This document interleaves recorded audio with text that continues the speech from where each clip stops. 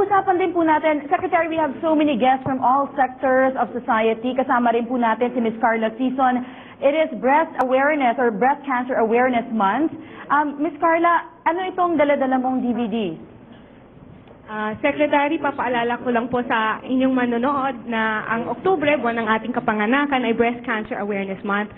At ang adikain po ng I Can Serve Foundation ay ang maagap na pagsugpo sa breast cancer sa ating mga kababaihan. Kaya kikipagtulungan po sa C-Network, ang I Can Serve ay nag-produce ng 2 video, isang Tagalog, isang English, na nagtuturo po ng tamang paraan ng pagsalat ng sariling suso na sa ating kababaihan.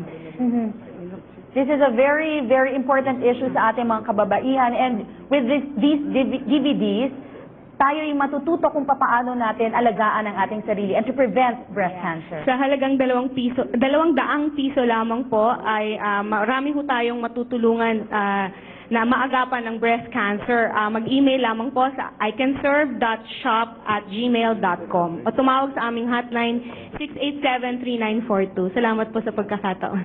Thank you very much, Ms. Carla. Yes. Truly, it is not enough. 1 hour is not enough para sa lahat po ng ating maaring i-discuss ngayong gabing ito. At this point, Equilibrium would like to thank Mapsy Catering for our food tonight, Ellie's Roasted Lamb, Sabroso Native Lechon, Salazar Bake Shop, BIR Deputy Commissioner Greg Cabantac for our beautiful anniversary cake, and our sponsors, PAGCOR and San Miguel Corporation. I'd like to thank David Salon Tandangsora for their continuous support as well. Thank you po, Secretary Alvarez, for this opportunity to be with you on this special day. Palakpakan po natin ang ating mga sarili. Thank you very much for being part of this evening. Bagamat hindi po lahat nakapagsalita, I know that you understand. Truly, 1 hour is not enough for this very memorable evening. Thank you very much, Secretary, and happy birthday po.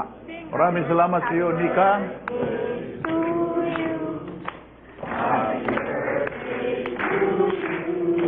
Happy birthday, happy birthday, happy birthday to you. Thank you very much.